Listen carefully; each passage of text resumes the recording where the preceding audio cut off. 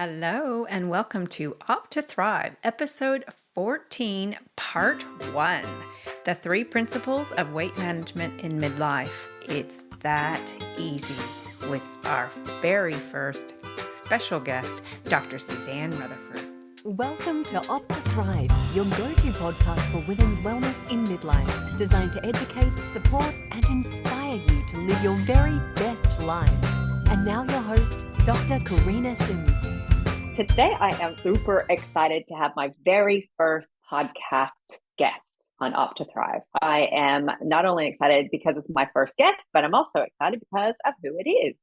So if you had listened to my first episode of Opt to Thrive, you would have heard me talk about Suzanne, who was the other intern that I did the very first job sharing internship in Australia with. We met on the very first day of medical school, and we bonded very quickly around our love for fitness and nutrition. Flash forward to today, and Dr. Suzanne Rutherford is a full-time hospitalist practicing in Ontario and British Columbia, Canada. She's got a very strong foundation in human biology and nutritional sciences through her undergraduate studies. And along the way, she has cultivated a special interest in evidence-based nutrition coaching. There's a lot of reasons why I wanted Suzanne on the podcast today.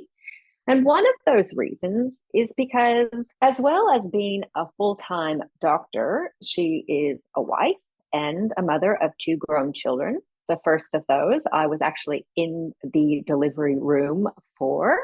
And the second was actually born on my birthday, even though that was in Canada and I was in Australia. So we have been interconnected for many, many years. And Suzanne knows exactly what it means to be a busy woman trying to juggle a family, work, and your personal health. And like many of us, she went through a stage in her life where she had to put self-care on the back burner until she could work out how to juggle it all.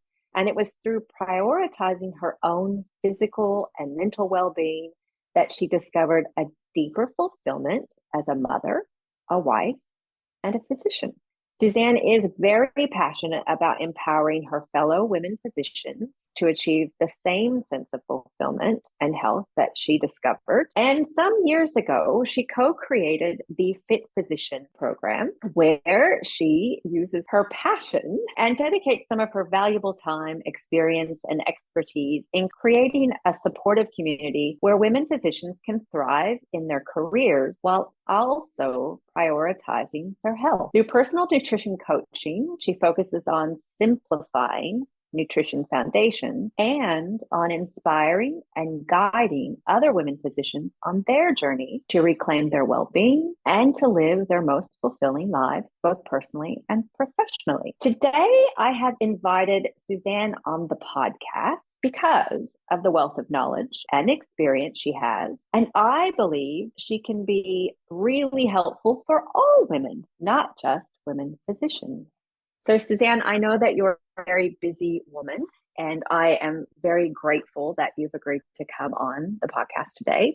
So thank you and welcome. Thank you so much for having me. I'm really excited to be here. As always, any opportunity to connect with you, chat with you. Some of my best memories in life are some of our most deep and meaningful chats that we've had in the gym, out hiking, doing the numerous things that we like to do to move our bodies and keep ourselves sort of semi-sane during medical school and the beginning of our training. So thrilled to be here and excited to, again, be reconnected back with Australia. I am sitting in Ottawa, Canada at the moment, but Australia will always feel like home to me. So I love seeing you sitting on your porch there, your back porch, and in coming out of the Aussie winter, I guess going into Aussie spring, it sounds like. Yeah.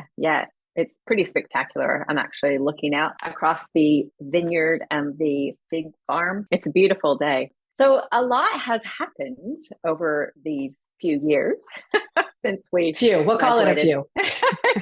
just a couple. And I am really interested in your take on what is happening in the space, that I have found myself in with perimenopause and menopause.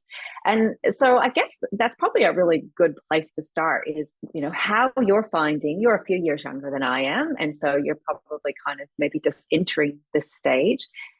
Just wondering personally, and then maybe professionally, how you're finding this whole perimenopause, menopause thing. Yeah, well, I can tell you personally, I'm in the thick of the perimenopause thing, and it's definitely coming with its changes.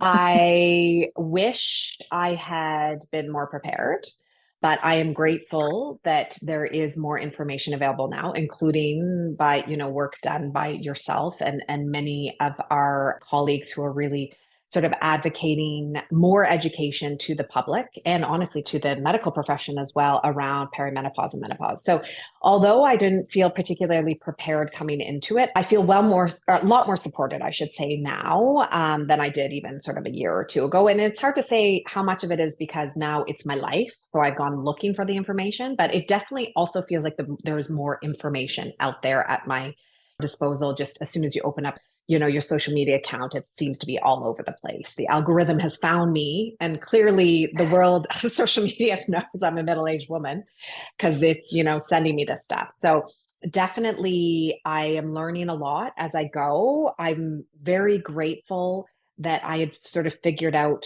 the wellness piece, meaning the strength training, exercise, nutrition piece before hitting this, because I do think it is a key to helping transition, through this stage of life with the least amount of sort of setbacks, or I don't even want to say the word setbacks. I hate to put a negative connotation to it, but, I really do feel that my foundation in strength training and nutrition has helped me feel less of the effects, we'll put it that way.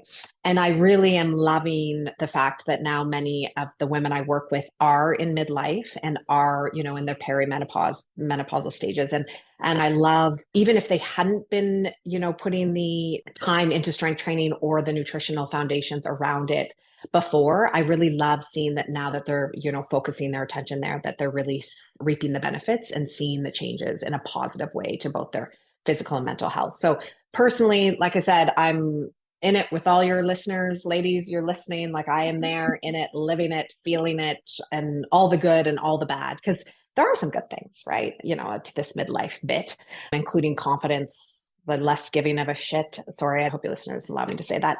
You know what I mean? All those empowering things. So again, but yeah, no, I'm right there personally. Professionally, definitely, as I said, there's so much information on social media, and a lot of it is good information. I love the awareness. I love that patients now are knowing to go and ask their doctor questions and, are feeling more educated and informed and empowered with this information. Unfortunately, as with any sort of topic, doesn't matter whether you're talking about fitness, nutrition, menopause, right? There's a lot of contradictory information out there as well, which can make the world very confusing. So I love, like I said, I can't say enough how much I've loved your podcast and the information that you're giving patients, because it truly is, evidence-based about what's right for the individual and sort of looking at each woman particular circumstances. And I do hope that the women listening, and I know because you've informed them so well, know that, these conversations, what's right or wrong for them really has to be a conversation that they have individually with their physician, who looks at them as an individual and, decides what's best for them or what their options are, and make sure that they know what their options are. We've actually had this conversation recently about how confusing it must be for women. Like you and I are, fluent in the medical lingo. And for us at times, it's been a confusing space. So it's just a really interesting time in medicine, isn't it? I'm just not exactly sure how we got here, like how we didn't realize there was this gap until, we got here. Huge gap. And there still is, and that's, I think what's probably the most disconcerting thing is that I have no doubt your listeners are, walking into their doctor's office more empowered with better information, better questions to ask.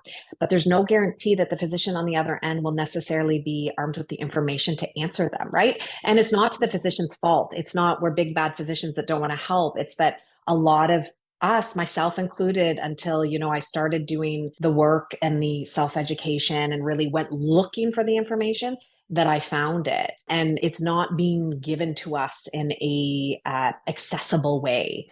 So again, it's not that the physicians don't want to help. We just really were not given the information, and we weren't armed to help our patients. We really weren't. And as you mentioned, I'm now a full-time hospitalist, which I'm not even sure if your Australian listeners would even know. That may be a North American term. So basically, I look after patients admitted to hospital for the sick and inpatients. But before that, I used to do a variety of things, including family medicine. So I had my own practice. I was helping women navigate through this transition. And honestly, like looking back to how I did it 5, 8, 10 years ago, I'm almost embarrassed. And again, it's not because I didn't want to help these women. I remember them coming in with their perimenopausal symptoms and thinking, oh my gosh, like, I am so sorry. I wish there was more I could do for you, but I didn't have anything to offer them. And it was sort of one of those things like you have to get through it. Like, I think I literally said that to some patients, but again, and I, with nothing but empathy, but I didn't know there was any other options or treatment or, things that I could do to better help them navigate it. And looking back, I mean, if there was one thing I could undo in my, medical career, it would be able to relive that part of my profession armed with the information I have now. I really, really would find it far more satisfying for sure. Yeah, I'm really, I guess, a little bit relieved to hear. And I think I've gotten this message through, the work that I've been doing recently, but almost relieved to hear that it's the same experience in Canada. I mean, you and I had, the same medical school experience. And, I remember getting about that much education. And that's when that whole WHI study came out. And so I think that, it kind of started there. But then you went and did your training after that back in Canada. And I did my training here in Australia. And I know the Americans, it sounds like it's the same there, that globally, we just have really neglected education around this.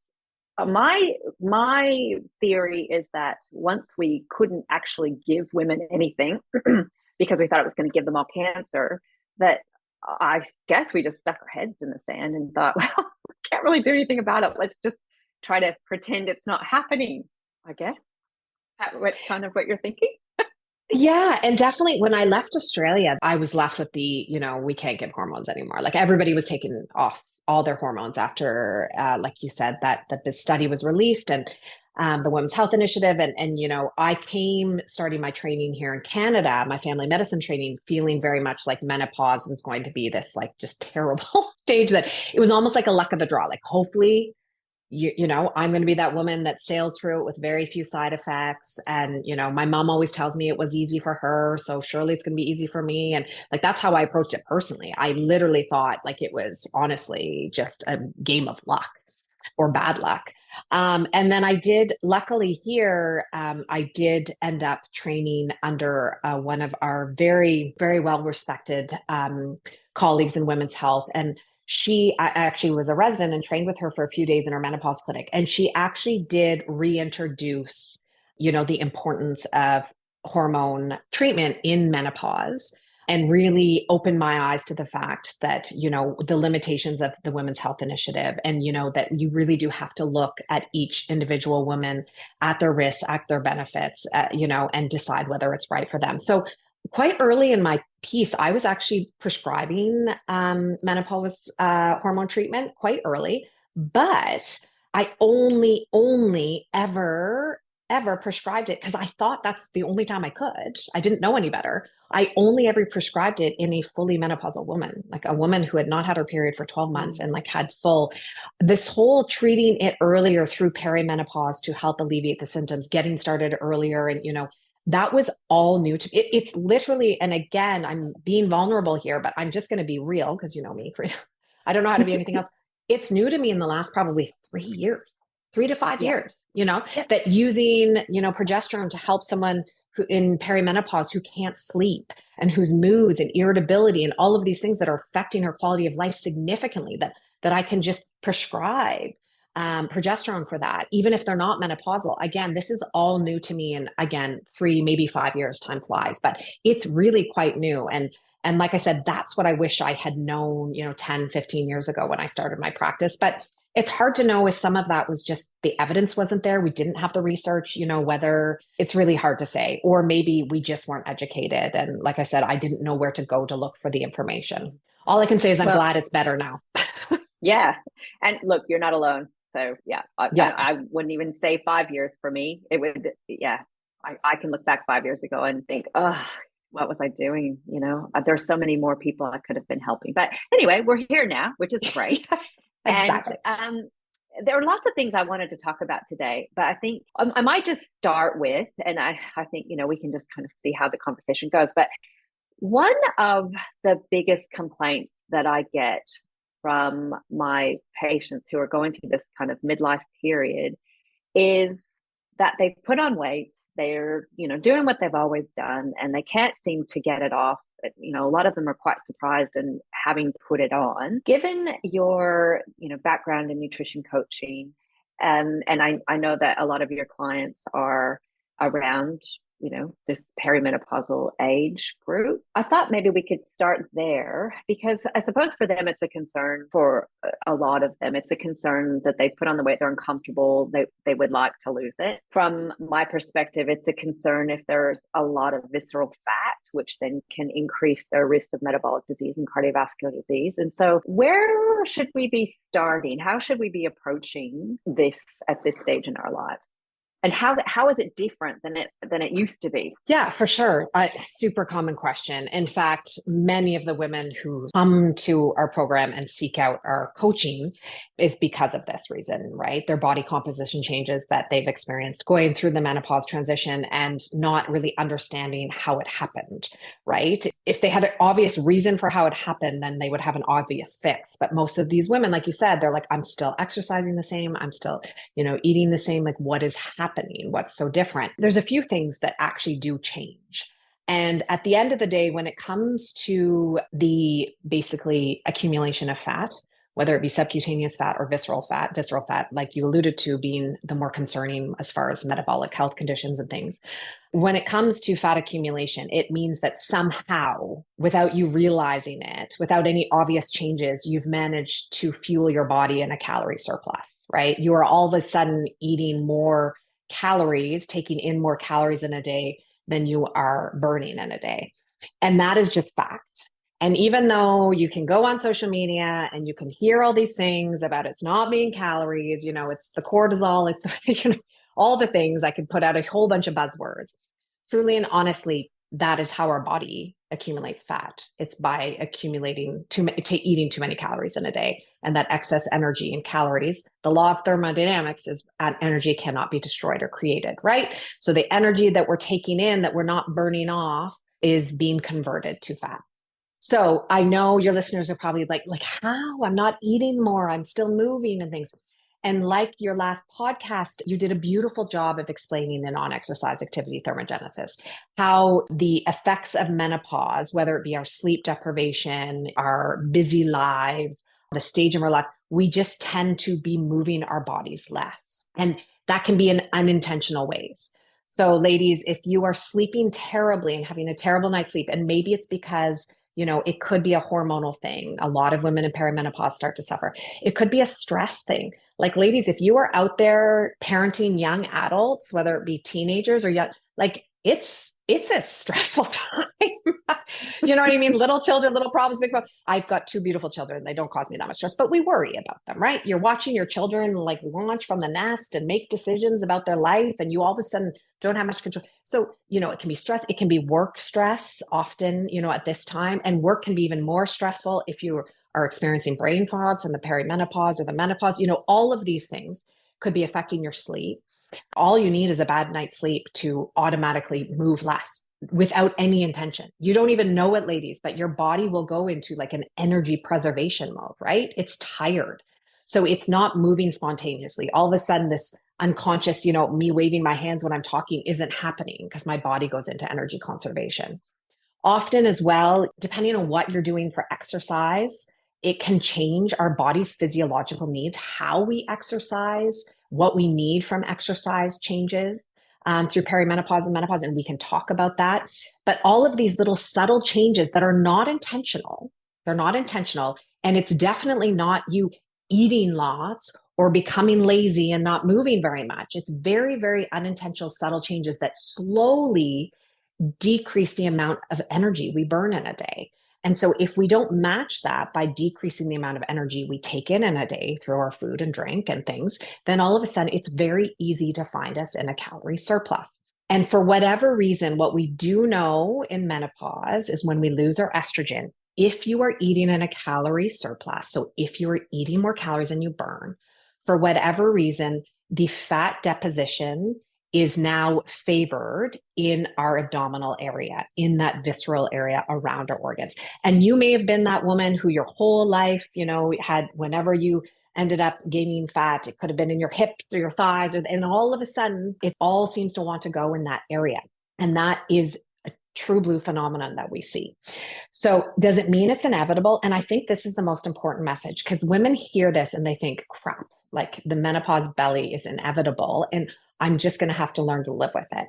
And you know what? Some women do, and there's nothing wrong with learning to live with it. You know me, Karina, like at the end of the day, what I care most about is that women feel good and strong and healthy and love their bodies, no matter what shape. But if you are a woman listening to this who's like, yeah, I love it, but I'd rather, make some changes and see what I can do about it while loving my body at the same time, then I think the important message is, no, it's not inevitable. You can decrease that fat. You can make body composition changes. You can lose fat. You can build muscle after menopause. It's not impossible, but in my opinion and experience, it just takes a lot more intention than it did when we were in our 20s, right? Like before you could kind of just sort of, oh, I'm going to like cut back on this and maybe like go for a little extra run. And all of a sudden you're like, things are changing. That's at least what happened in your 20s. All of a sudden in this stage of life, I find it just takes a little bit, like I said, more intention and a lot more patience. I mean, it doesn't happen as quickly, and that's okay. That's okay, right? It's okay, but you have to understand that. And I think that's where most women get frustrated, because they start to do the things they used to do, like back in their 20s and 30s.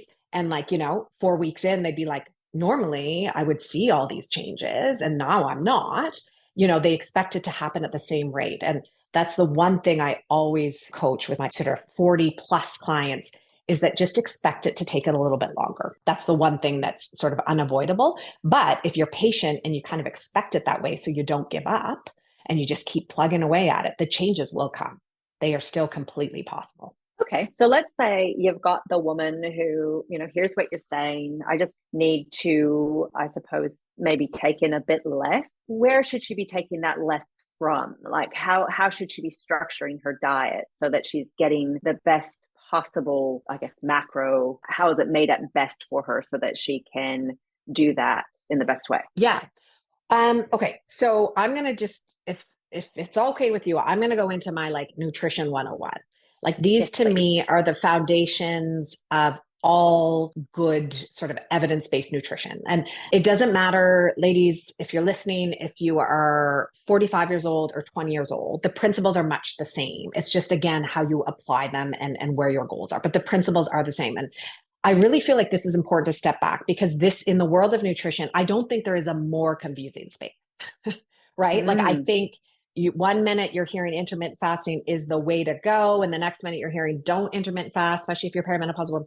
And it's very, very confusing. All you have to do is show up into a group of women and somebody will tell you keto, they must do keto because it worked for them, or all of these sort of things, carnivore diet, all of the things. It's funny because if you go on social media, there can appear to be evidence for most of them, right? People can be very, very convincing with why their diet is what's best. And really what I like to do is just simplify things, because what we do know is there is no one single diet that's best when it comes to body composition. That means, gaining muscle, losing fat. There's actually very few when it comes to actually metabolic health as well. Again, obviously, if we're treating diabetes, if we're treating heart disease, those kind of things, there are special considerations. But for a otherwise healthy person without any specific disease conditions, there really are three basic principles to your diet. And if you focus on those three principles, you are winning the game of nutrition.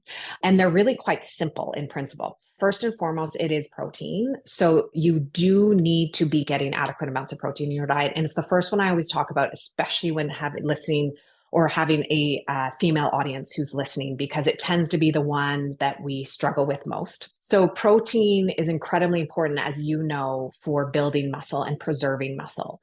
Our body can't hold on to muscle or build muscle unless we give it the amino acids it needs, and that is by way of protein. Protein is also a really important macronutrient because it helps us keep full. So by eating more protein, you by default are tending to eat less calories because you feel more satisfied.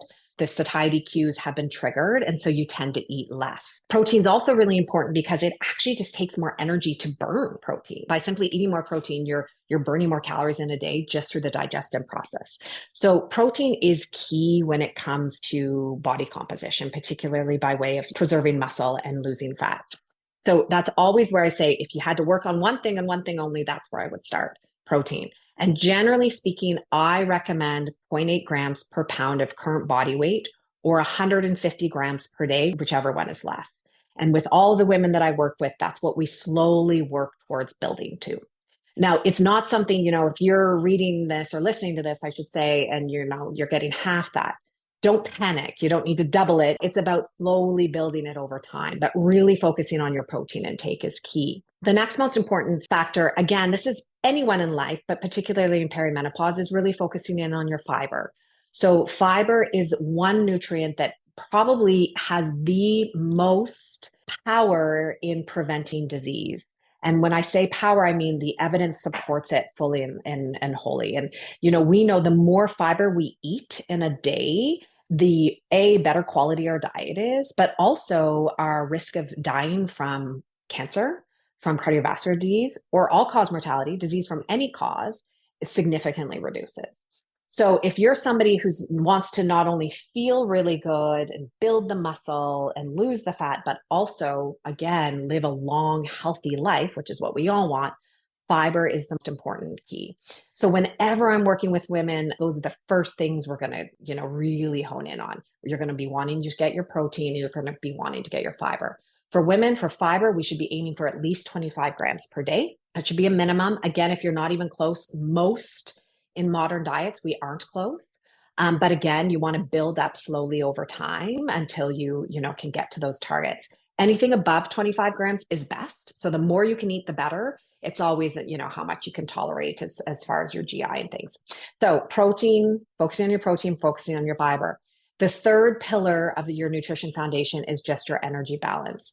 So it's figuring out how to eat that protein and how to get your fiber in an energy balanced way, meaning you're eating, the same amount you're burning, so that you're not slowly gaining weight over time.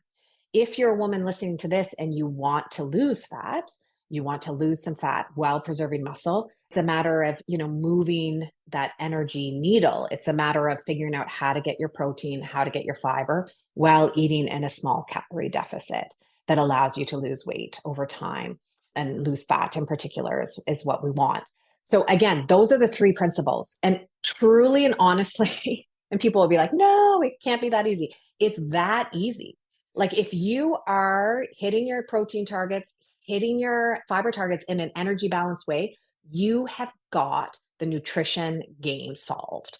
You are winning. You are winning. Because the beautiful thing is, it's really hard, as you know, because you do this, Karina. It's hard to eat sufficient amounts of protein and sufficient amounts of fiber in an energy balanced way while eating a ton of, food high in saturated fat or highly processed foods and all of those other things, right? So by focusing just simply on those three things, you have basically taken care of all elements of nutrition that really, really, do matter towards your health and do help you achieve your body composition rules. So if you are some woman in her midlife right now saying, what should I do to change my diet? The first thing I would say is start looking at your protein intake.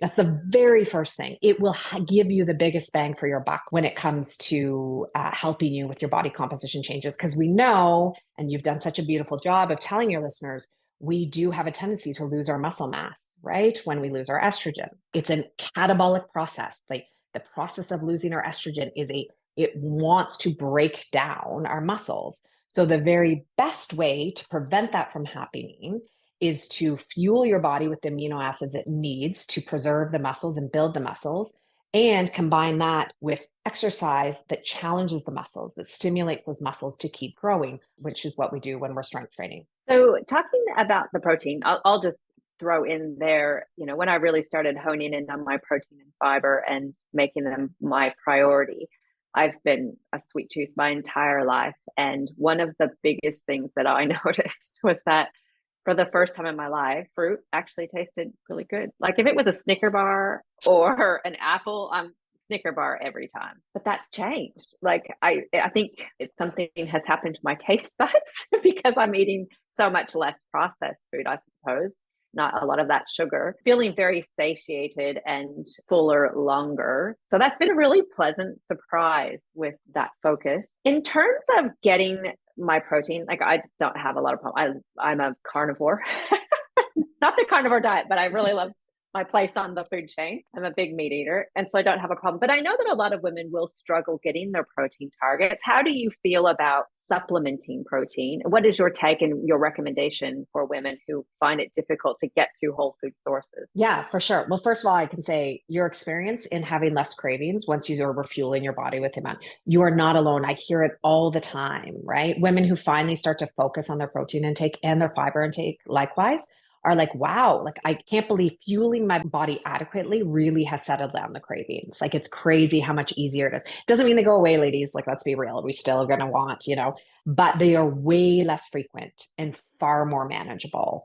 So definitely you are not alone in that. As far as your question with regards to getting protein, again, this is what I work with women all the time because most are getting, if we're lucky, even 50% of their optimal amounts when we get started. And it can be really, really overwhelming. Even for those that are, omnivores and, do plant-based and animal-based proteins, it can still be really hard. So as far as supplementing, 100%, I 100% support it. And a lot of women, particularly in the beginning of their journey, at the risk of sounding like a bad reality TV show, at the beginning of their journey towards, optimal protein, they require a little bit of help to even get them close to their optimal amounts. And by way of that, often it is through the form of whey-based protein powders, perhaps, pea-based, plant-based ones as well, if you'd prefer to stay away from the animal-based. And I very much support it. I mean, at the end of the day, some people will see it as processed food, which again, the whole word processed food is like that term. We use it very loosely. If you were to ask 10 people, no one could probably even know what the word, like they couldn't even define it. All I know is we have to be careful how we lump these things together, right? Like a really high quality whey protein powder is not the same as a Twinkie.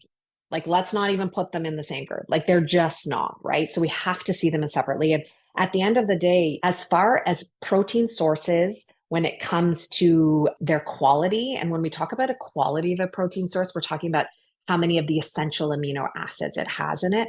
So again, just to like a little bit of nutrition 101, essential amino acids are the amino acids that we cannot make ourselves. We have to consume them in our diet. And they're extremely, extremely important for numerous hundreds and if not more of bodily functions, but also definitely very important when it comes to muscle preservation and building. So when we look at a quality of a protein source, we look at how many of those essential amino acids are in that protein source. And really, when it comes down to it, animal-based proteins have the full complement. So they are very high quality. Plant-based proteins, there are some that have the full complement of essential amino acids, but more have some of them, but not all of them. So it's more of a mix and match. Again, if you're listening to this and you are a plant-based person, I am in no way saying that you can't get what you need from a plant-based diet. Not at all. I'm just saying that you have to, be a little bit more intentional. But when I talk about quality of a protein, so I'm talking about the fact that it's got the full complement of essential amino acids, but we also look at proteins and how digestible they are. How much of what we take we can actually digest and use. And when it comes to whey protein and whey protein powders, it is one of the most digestible protein sources out there. So if you are listening to this and thinking, I might add a shake to my, some protein powder to my daily day, either it could be in a shake, you could be adding that protein powder to your yogurt to top it up. I love to add it to my oatmeal.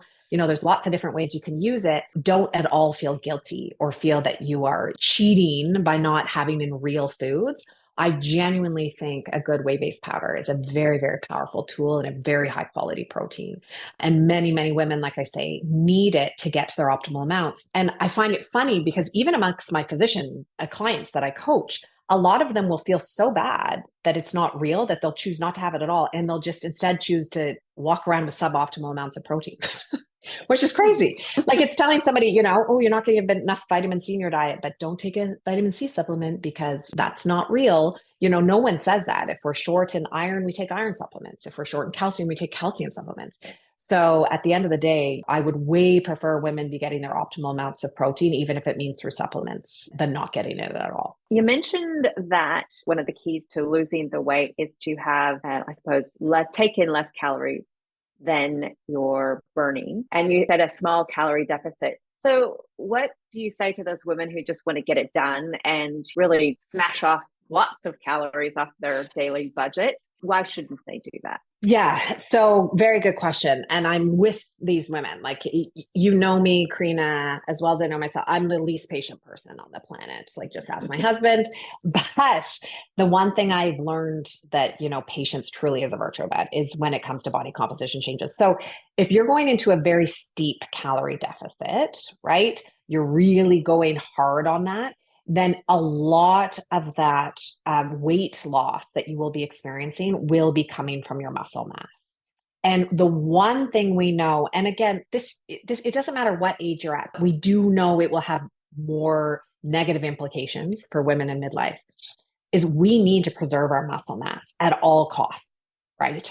And again, let's just talk about that. Right. Ladies, if you want to transition through menopause without feeling like your entire body, has been taken over and you have no control of it and it's unrecognizable on the other end and you don't even know what's going on, the key to that is preserving muscle mass. What we used to think was that menopause meant a decrease in our basal metabolic rate, like losing our estrogen resulted in a decrease in our basal metabolic rate. And that was unavoidable. But we now know, and luckily we have more research around this, that we don't lose our metabolism going through menopause. And women will be like, what? For sure, I lost my metabolism. What we lose is our muscle mass. And our muscle mass is our body's engine, right? We will burn less calories if we lose muscle. And that's the case no matter where you are in your life. But we know that, again, losing our estrogen just helps accelerate our muscle mass if we're not fighting back against it. So preserving our muscle mass is key. Always. And not only just for transitioning without significant body composition changes, but also just to living well.